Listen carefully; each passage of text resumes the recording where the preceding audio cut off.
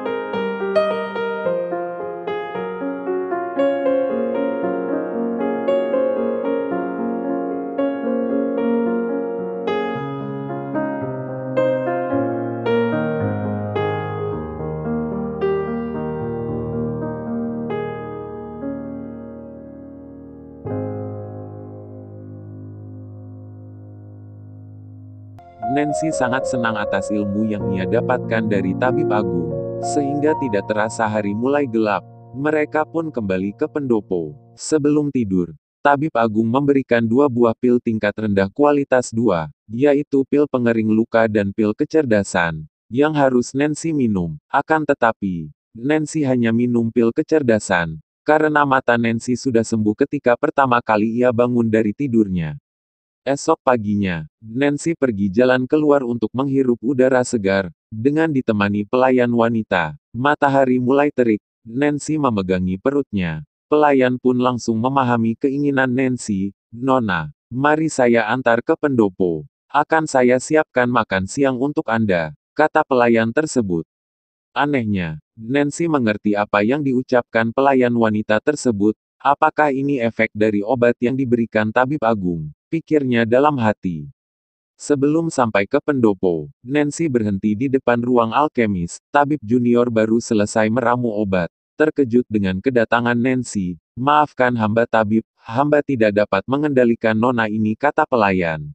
Tabib bertanya pada pelayan, "Siapa wanita ini? Saya belum pernah melihatnya. Dan apa yang sedang ia lakukan pada pilku?" Tiba-tiba, tabib agung masuk ke ruangan tersebut sambil mengangkat tangannya, memberi isyarat agar pelayan tersebut pergi.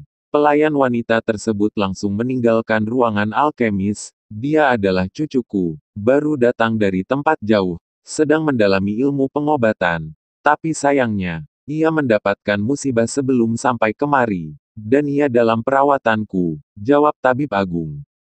"Hormat tabib agung." Tabib junior membungkuk memberikan salam penghormatan. Nancy tersenyum sambil mencium aroma pil yang dibuat tabib junior. "Ternyata, ini adalah pil penawar racun," ucap Nancy. Ketika Nancy mengaktifkan otaknya, ia dapat mengetahui semua objek yang dilihatnya secara detail, dalam sekali tarikan nafas. Adapun jenis pil ini memiliki kualitas dan tingkatan, yaitu tingkat rendah, menengah, tinggi dan legendaris, kualitas 5, 4, 3, 2 dan 1.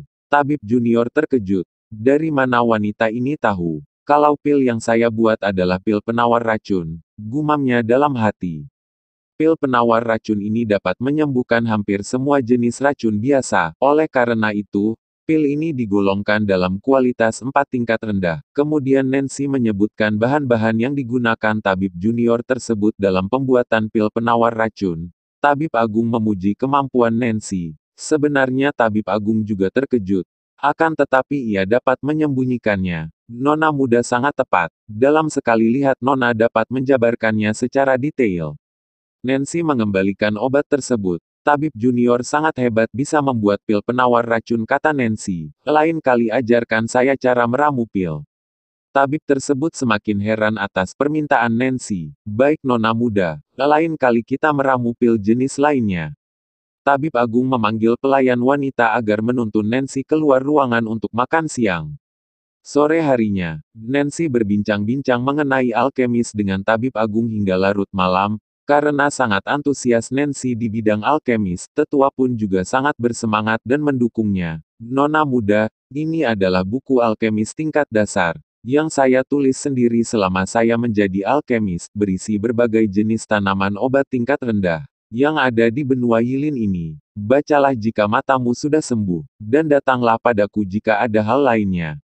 "Terima kasih atas kebaikan Ketua Agung. Saya akan berusaha menjadi alkemis yang dikenal di seluruh penjuru negeri," ujar Nancy. "Saya akan menantikan pencapaian itu Nona muda," jawab tabib agung. Tabib agung meninggalkan kediaman Nancy dengan wajah gembira.